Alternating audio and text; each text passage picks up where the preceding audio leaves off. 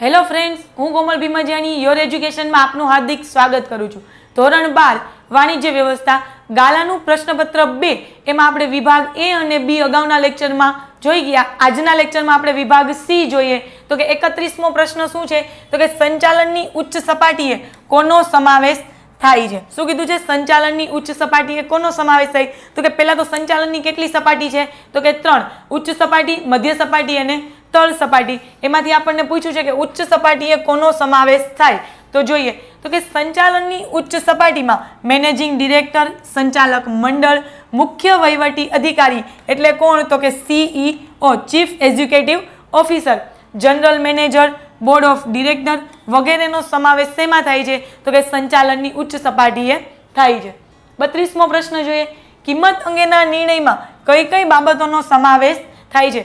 કોઈ પણ વ્યક્તિ છે એ કોઈ પણ ચીજ વસ્તુનું ઉત્પાદન કરે છે તો એની કિંમત નક્કી કરે ત્યારે કઈ કઈ બાબતોનો સમાવેશ થાય એ જોવાનું છે. તો કે કિંમત અંગેના નિર્ણયમાં કિંમત નિર્ધારણ, વસ્તુની કિંમત શું નક્કી કરવી, ત્યાર પછી તો કે વેચાણ નીતિ, શાખ નીતિ એટલે કે ઉધાર માલનું જે વેચાણ કરવામાં આવે એ, ત્યાર પછી તો કે વટાવ અંગેની નીતિ કે કેટલા ટકા ડિસ્કાઉન્ટ આપવું, જથ્થાબંધ કે છૂટક વેચાણ અને મધ્યસ્થીઓનું કમિશન વગેરેનો નિર્ણયનો શું થાય? તો કે સમાવેશ થાય છે.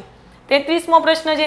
હુકમની એક વાક્યતાનો સિદ્ધાંત સમજાવો. તો કે કર્મચારી એક કરતાં વધુ ઉપરી અધિકારીઓના હુકમનું જો એક સાથે પાલન કરી શકતા નથી. કોઈ પણ કર્મચારી છે એને ઉપરના અધિકારી એક અધિકાર કોઈ પણ હુકમ આપે એના મુજબ જ કામ કરી શકે. એક કરતાં વધુ અધિકારીઓ શું થાય? તો કે હુકમ આપતા હોય તો એ પાલન કરી શકે નહીં.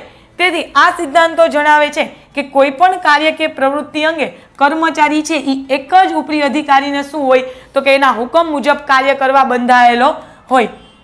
એમાં આગળ તેનો અર્થ એ છે કે કોઈ કાર્ય કે વિભાગ માટે કર્મચારીઓ એક જ અધિકારીને શું હોય? તો કે જવાબદાર હોવા જોઈએ. હુકમની એક વાક્યતાના સિદ્ધાંતને કારણે કર્મચારીઓમાં ગૂંચવણો કે મૂંઝવણ ઊભી થતી નથી અને વ્યૂહાત્મક શું થાય? તો કે એક કરતાં વધુ અધિકારીઓ દ્વારા હુકમ આપવામાં આવે છે અને કર્મચારીમાં શું થાય? તો કે મૂંઝવણ અને ગૂંચવાડો ઊભી થાય તેના કારણે શું થાય? તો કે શિસ્તને શું થાય? તો કે જોખમાય, મુશ્કેલી ઊભી થાય કાર્ય કરવામાં. ત્યાર પછીનો પ્રશ્ન છે 34મો પ્રશ્ન કે ગૌણ યોજના કોને કહેવાય? આ એક્ઝામમાં વારંવાર પૂછાય જ છે. મૂળ યોજનાને અનુરૂપ અથવા મૂળ યોજનાને મદદરૂપ થાય તે અંગેના પ્રકલ્પો કે વિકલ્પો વિચારવામાં આવે તેને જ શું કહેવાય? તો કે ગૌણ યોજના તરીકે ઓળખવામાં આવે છે. એક્ઝામ્પલ તરીકે લઈએ આપણે તો કે હું કોઈ એક કંપનીની સ્થાપના કરું, એમાં કાર બનાવું છું. શું કરું છું? કારનું ઉત્પાદન કરું છું. તો કાર બનાવી એ મારું શું છે? તો કે મુખ્ય યોજના છે. પણ તો કે કારની અંદર બ્રેકની જરૂર પડે, ટાયરની જરૂર પડે, એન્જિનની જરૂર પડે. આ વગેરે વસ્તુનું ઉત્પાદન હું મારી કંપનીમાં જ કરું કે કોઈ બીજા પાસેથી લઈ અને શું કરું? તો કે કાર બનાવું. તો એ શું થયું? તો કે એ ગૌણ યોજના થઈ. જોઈએ તો કે દાખલા તરીકે કાર બનાવતી કંપની છે એને અન્ય સાધનો બહારથી ખરીદવા કે પોતાની ત્યાં જ શું કરવા? ઉત્પાદન કરવા. એ શું છે? તો કે એની ગૌણ યોજના કહી શકાય. એવી જ રીતના હજી નીચે આપ્યું છે પોઈન્ટ જો કે સ્કૂટર બનાવતી કંપની સ્કૂટરના ટાયર, ટ્યુબ કે સીટોનું જાતે ઉત્પાદન કરવું કે બહારથી ખરીદી તે અંગેનો નિર્ણય શું કહેવાય? તો કે ગૌણ યોજના કહેવાય. ત્યાર પછીનો પ્રશ્ન છે 35મો પ્રશ્ન.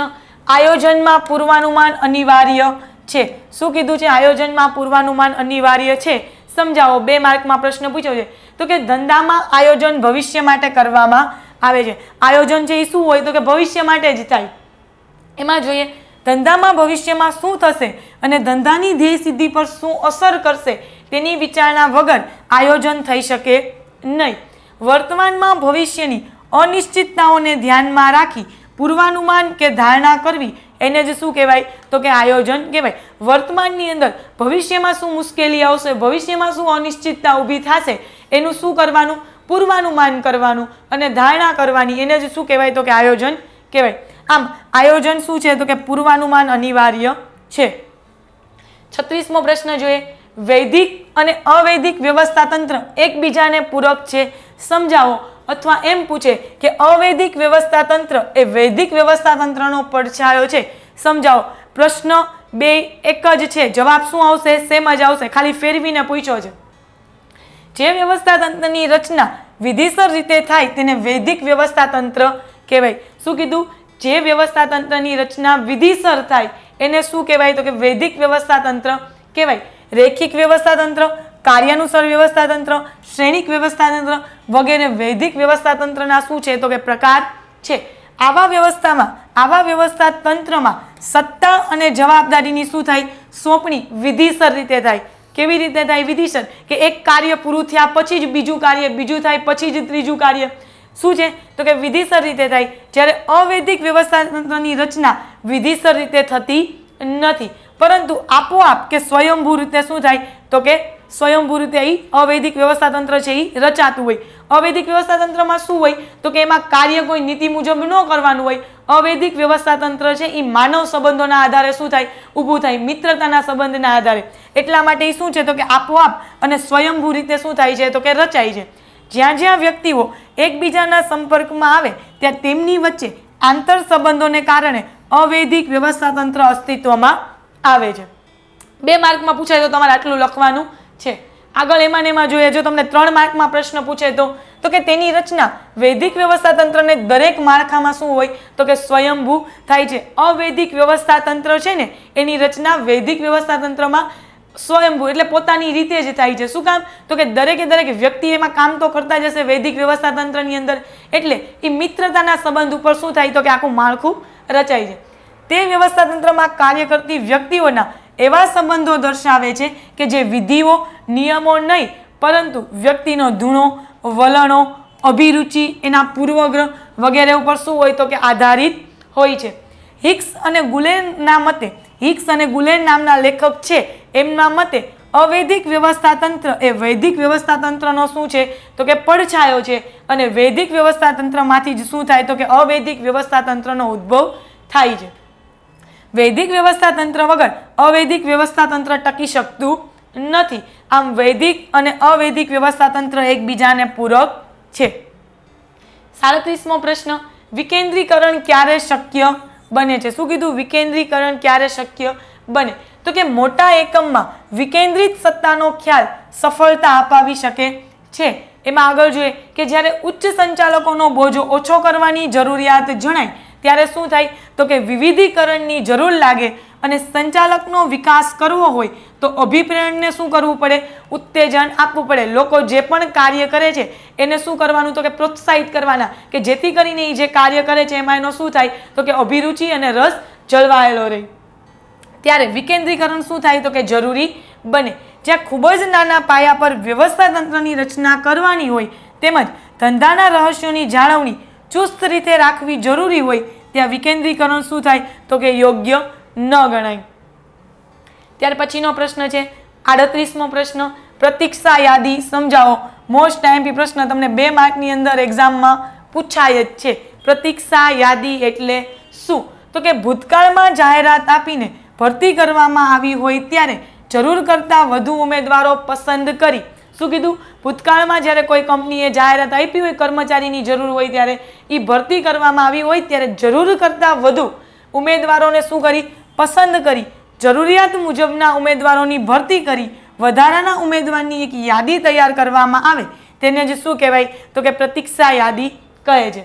આ યાદી ભવિષ્યમાં ભરતી માટે ઉપયોગી થાય તેને કારણે જાહેરાત આપવી પડતી નથી અને ભરતીની પ્રક્રિયાનું શું થાય? તો કે પુનરાવર્તન કરવું પડતું નથી. જે તે સમયે જે ઉમેદવારોને પસંદ કરી લીધા છે એને શું થાય? તો કે બોલાવવામાં આવે. પ્રતીક્ષા યાદી પ્રમાણે જે તે જગ્યા માટે ઉમેદવારની ક્રમ મુજબ એની શું કરવામાં આવે? તો કે ભરતી કરવામાં આવે છે. આગળ છે, આથી તે ભરતી માટેનું બિનખર્ચાળ પ્રાપ્તિ સ્થાન ગણાય છે. ત્યાર પછીનો પ્રશ્ન છે 39મો પ્રશ્ન, ભરતી એટલે શું? તો કે સામાન્ય અર્થમાં કહીએ તો ભરતી એટલે કર્મચારીને શોધવાની અને તેમને નોકરી માટેની અરજી કરવા માટે શું કરવાના? તો કે પ્રોત્સાહિત કરવા માટેની પ્રક્રિયા. અને વિશાળ અર્થમાં કેવું હોય? ભરતી એટલે શું? તો કે ભરતી એટલે યોગ્ય સમયે, યોગ્ય સંખ્યામાં, યોગ્ય જગ્યાએ, યોગ્ય લાયકાત ધરાવતી વ્યક્તિઓ પ્રાપ્ત કરવાની પ્રક્રિયા. એને જ શું કહેવાય? તો કે ભરતી કહેવાય. તમને 2 માર્કમાં પ્રશ્ન પૂછાય તો આ 2 રીતે લખજો. 1 માર્કમાં પ્રશ્ન પૂછાય તો 2 માંથી કોઈ પણ લખશો ચાલશે. ત્યાર પછીનો પ્રશ્ન છે 40મો, સહભાગીદારી એટલે શું? શું કીધું છે? સહભાગીદારી એટલે શું? તો જોઈએ તો કે સહભાગીદારી એ નફા ભાગ કરતા શું છે? કંઈક વિશેષ છે. કે આ યોજના મુજબ કર્મચારી કે કામદારોને એકમની માલિકી, સંચાલન અને નફાની વહેંચણીમાં ભાગીદાર બનાવવામાં આવે, તેથી તેને સહભાગીદારી કહેવામાં આવે છે. સહભાગીદાર કોને કહેવાય? તો કે કોઈ પણ કંપની કે કોઈ પણ એકમની અંદર જે કર્મચારી કે કામદાર કામ કરે છે એને માલિકીમાં ભાગ આપવામાં આવે, સંચાલન કરવામાં ભાગ આપવામાં આવે, નફાની વહેંચણીમાં ભાગીદાર બનાવવામાં આવે, તેને જ શું કહેવાય? તો કે સહભાગીદારી કહેવાય. આ માટે કર્મચારીને કે કામદારોને કંપનીની મૂડીમાં ભાગ આપવામાં આવે છે, એટલે કે શું થાય? તો કે શેર આપવામાં આવે છે. કર્મચારી કે કામદારોને એકમના સહભાગીદારી બનવાથી એકમના માલિકને શું થાય? તો કે ઉત્પાદન વૃદ્ધિ અને ઔદ્યોગિક શાંતિ સ્થાપવાનું શું થાય? સરળ બને. કોઈ પણ માણસને એના ધંધાની અંદર પાર્ટનર બનાવો તો એ શું કરશે? વધુ ને વધુ પ્રયત્ન કરશે ધંધો આગળ લઈ જવાના, કેમ કે 50% પાર્ટનર એ પણ ગણાય એટલા માટે. ત્યાર પછી 41મો પ્રશ્ન છે કે અવૈધિક અને અનૌપચારિક માહિતી સંચાર એટલે શું? અથવા એવું પૂછે કે અનૌપચારિક માહિતી સંચાર ઉદાહરણ સહિત સમજાવો. તો કે જે માહિતી સંચાર વ્યવસ્થા તંત્રમાં કાર્ય કરતા કર્મચારી અને કાર્ય વચ્ચેના માનવીય સંબંધો અને મિત્રતા ઉપર આધારિત હોય તેને અવૈધિક વ્યવસ્થા તંત્ર કે અનૌપચારિક માહિતી સંચાર તરીકે ઓળખવામાં આવે છે.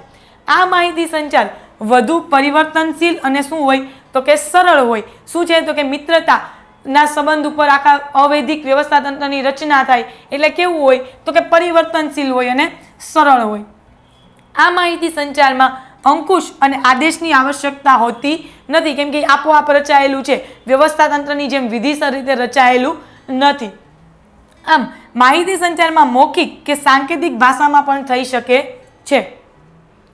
આગળ એ પૂછે કે આ માહિતી સંચાર વ્યવસ્થા તંત્રને વધુ સંકલિત અને વધુ વિશ્વસનીયતા શું કરે? તો કે પૂરી પાડે છે. આમ અનૌપચારિક માહિતી સંચાર એ વૈધિક કે ઔપચારિક માહિતી સંચારનો વિકલ્પ નથી, પણ શું છે? તો કે તેને સહાયરૂપ કે પૂરક છે. એવું નથી કે આ નથી તો એના ઉપયોગમાં આ લ્યો, વિકલ્પ નથી, પણ શું થાય? તો કે એને સહાયરૂપ અથવા એને પૂરક બનીને રહી છે. દાખલા તરીકે કારખાનાનો મેનેજર કામદારોને કાર્ય કરવાની સૂચના આપે અને સેલ્સ મેનેજર સેલ્સ કાઉન્ટર પાસેથી પસાર થતા સેલ્સમેનને શું કરે? તો કે પ્રેઝન્ટેશન અંગેની માહિતી આપે કે સૂચના આપે વગેરે. ત્યાર પછીનો પ્રશ્ન 42મો, અંકુશ કઈ રીતે આંતરિક પ્રક્રિયા ગણાય? અંકુશ કઈ રીતે આંતરિક પ્રક્રિયા ગણાય એવું પૂછ્યું છે. તો કે એકમની વિવિધ પ્રવૃત્તિ જેવી કે ઉત્પાદન, વેચાણ, ખરીદી, નાણાં હિસાબ, ત્યાર પછી તો કે કર્મચારીઓની કાર્ય પદ્ધતિ સાથે અંકુશની પદ્ધતિ સંકળાયેલી છે. અંકુશ શું છે? તો કે દરેક સપાટીએ જોડાયેલું છે. તો એમાં કીધું કે ઉત્પાદન, વેચાણ, ખરીદી, નાણાકીય વિભાગ, કર્મચારીની કાર્ય પદ્ધતિ હોય, દરેક સાથે શું છે? તો અંકુશની પદ્ધતિ સંકળાયેલી છે, જેને કારણે આ કાર્ય ઉપર શું થાય? તો કે અંકુશ રાખી શકાય. પરંતુ જ્યારે બાહ્ય પરિબળો જેવા કે તો કે સરકારની નીતિમાં ફેરફાર, તેજી મંદીની પરિસ્થિતિ હોય, લોકોના મનોવલણ હોય વગેરેમાં ફેરફાર પર અંકુશ રાખી શકાતો નથી. આમ એકમનું સંચાલન માત્ર આંતરિક પરિબળો પર જ શું થાય? નિયંત્રણ રાખી શકે છે, બાહ્ય પરિબળ નિયંત્રણ રાખી શકતું નથી. તેથી કહી શકાય કે અંકુશ એક આંતરિક પ્રક્રિયા છે. 43મો પ્રશ્ન છે કે મૂડી માળખાના પ્રકાર દર્શાવો. મૂડી માળખાના કેટલા પ્રકાર છે? તો કે 4. તમને MCQમાં એવું પૂછાય છે કે મૂડી માળખાના કેટલા પ્રકાર છે? તો ઓપ્શનમાં જવાબ આપ્યો હશે, તમારે નક્કી કરવાનો ABCD માંથી. તો કેટલા આવશે? 4. અને તમને 2 માર્કમાં પ્રશ્ન પૂછ્યો છે, એટલે તમારે 4 શું કરવાના? એના નામ દર્શાવવાના છે. તો જોઈએ મૂડી માળખાના પ્રકાર કેટલા છે? તો કે 4 છે. કયા? તો કે ઇક્વિટી શેરનું મૂડી માળખું, બીજું ઇક્વિટી શેર સાથે પ્રેફરન્સ શેરનું મૂડી માળખું, ત્રીજું ઇક્વિટી શેર સાથે ડિબેન્ચરનું મૂડી માળખું, અને ચોથું ઇક્વિટી શેર સાથે પ્રેફરન્સ શેર અને ડિબેન્ચરનું મૂડી માળખું. શું કીધું છે? 4 કીધા છે. કયા? તો કે ઇક્વિટી શેરનું માળખું અને ઇક્વિટી પ્રેફરન્સ શેરનું માળખું. ત્યાર પછી તો કે ઇક્વિટી શેર સાથે ડિબેન્ચરનું માળખું અને ઇક્વિટી શેર સાથે પ્રેફરન્સ અને ડિબેન્ચરનું મૂડી માળખું. રેડી? 44મો પ્રશ્ન જોઈએ, ડીમટીરિયલાઇઝેશન એટલે શું? આ ઘણી બધી વાર એક્ઝામની અંદર પૂછાઈ ગયો છે. તો કે ડીમટીરિયલાઇઝેશન એટલે ભૌતિક સ્વરૂપની જામીનગીરીઓનું કમ્પ્યુટર દ્વારા શું થાય? તો કે ઇલેક્ટ્રોનિક ડેટામાં રૂપાંતર કરવું. ડીમટીરિયલાઇઝેશન એટલે ટૂંકાક્ષરીમાં એને શું કહેવાય? તો કે ડીમેટ તરીકે ઓળખવામાં આવે છે. તમારે શેર ખરીદવા હોય, શેર વેચવા હોય તો એના માટે તમારે શું કરવું પડે? પહેલાં ડીમેટ ખાતું ખોલાવવું પડે. ડિપોઝિટરી 1996. ડિપોઝિટરી કાયદો ક્યારે અમલમાં આવ્યો? તો કે 1996માં. તમને એમસીક્યુની અંદર પૂછાય છે કે ડિપોઝિટરી કાયદો ક્યારે અમલમાં આવ્યો અથવા ક્યારે અસ્તિત્વમાં આવ્યો? તો 1996માં. તો કે ડિપોઝિટરી 1996 મુજબ રોકાણકારોને ભૌતિક સ્વરૂપે અથવા ડિમટીલાઇઝ સ્વરૂપે જામીનગીરીઓ ધારણ કરવાનો શું છે? તો કે વિકલ્પ મળે છે. એમાં જ આગળ જોઈએ તો કે રોકાણકારો ડિપોઝિટરીની સેવા મેળવવી હોય તો તેણે ડિપોઝિટરી પાર્ટિસિપેન્ટ પાસે શું કરવું પડે? તો કે ડીમેટ ખાતું ખોલાવવું પડે છે. જે શું કરે? તો કે ડિપોઝિટરીના પ્રતિનિધિ કે એજન્ટ તરીકે કાર્ય કરે છે. આમ ડિપોઝિટરી પોતાના પ્રતિનિધિ કે એજન્ટ મારફતે ડીમેટની શું કરે? તો કે સેવા મેળવે છે. અને રોકાણકારો ડીમેટ ખાતું ખોલાવવા માટે વિનંતી કરતું ફોર્મ ભરીને શું કરે? તો કે ડિપોઝિટરી પાર્ટિસિપેન્ટ આપવું પડે છે. ત્યાર પછીનો પ્રશ્ન છે 45મો પ્રશ્ન કે માલનો સંગ્રહ શા માટે કરવામાં આવે છે? તો કે ગ્રાહકની જરૂરિયાત મુજબ પેદાશને બજારમાં શું કરવી પડે? તો કે રજૂ પણ કરવી પડે કે ગ્રાહકની કેવી માંગ છે, કઈ ચીજ વસ્તુની માંગ છે. ઘણીવાર પેદાશની માંગ અને પુરવઠા વચ્ચે સમતુલાની જાળવણી શું થઈ જાય? તો કે આવશ્યક બની જાય. અને ઉત્પાદન હંમેશા ભવિષ્યની માંગની અપેક્ષાએ જ કરવામાં આવે છે. કોઈ પણ વ્યક્તિ છે કોઈ પણ ચીજ વસ્તુનું ઉત્પાદન કરતો હોય તો એ શું હોય? તો કે ભવિષ્યની માંગના આધારે જ કરતો હોય. આમ આથી માલનો સંગ્રહ કરવો શું થાય? તો કે જરૂરી બને. માલ સંગ્રહના કાર્યમાં માલની ગુણવત્તાની શું થાય? જાળવણી થાય તે પણ જરૂરી છે.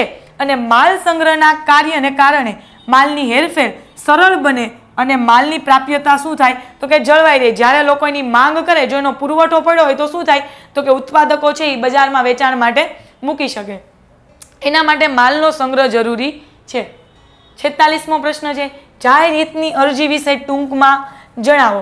તો કે સમાજના કેટલાક લોકો સામાન્ય રીતે અદાલત સમક્ષ પોતાની ફરિયાદ રજૂ કરવા જેટલા શું? તો કે સક્ષમ હોતા નથી અથવા તો આર્થિક કે સમયનો અભાવ જેવા કારણ પણ શું હોય?